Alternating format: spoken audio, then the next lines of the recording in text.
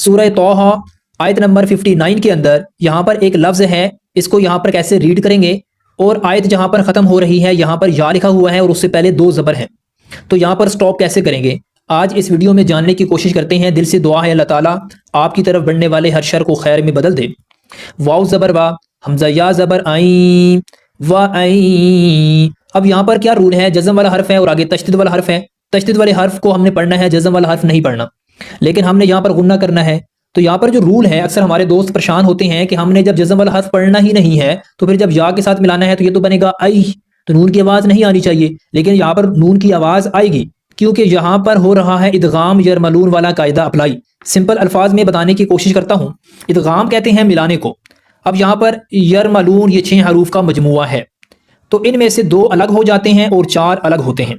جو 4 ہوتے ہیں یہ غنہ کے ساتھ ملائے جاتے ہیں، یعنی نون کی آواز درمیان میں آتی ہے جب تنوین اور نون ساکن کے بعد جب یہ 4 حروف آتے ہیں تو پھر نون کی آواز درمیان میں پیدا ہوتی ہے، یعنی غنہ کے ساتھ ملاتے ہیں، تو اس کا نام ہے ادغام مع الغنہ، غنہ کے ساتھ ملانا۔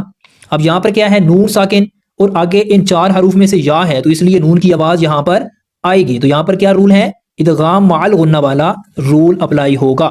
تو اگر تنوین اور نون ساکن کے بعد یہ 2 حروف آتے ہیں تو وہاں پر غنہ کی آواز پیدا نہیں ہوتی، ڈائریکٹ ہم پیچھے والے حرف کو آگے تشدید والے حرف سے ملا دیتے ہیں، درمیان میں جو نون وہ پوری طرح خاموش ہو جاتا ہے۔ لیکن جب یہ 4 حروف آتے ہیں تو پھر نون پوری طرح خاموش نہیں ہوتا، آپ نے یہ رول یاد رکھنا ہے، یہ 4 حروف یاد رکھ لیں۔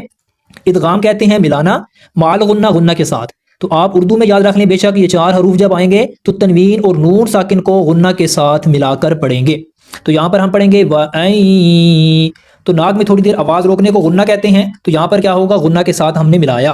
تو یہاں پر تشدید والا حرف 2 بار پڑھتے ہیں، ایک تو پہلے والی حرف کی حرکت کے ساتھ ملا کر پڑھا ہے، دوسرا تشدید والا حرف کو آگے ہا سے ملائیں گے، کیسے پڑھیں گے، وَأَن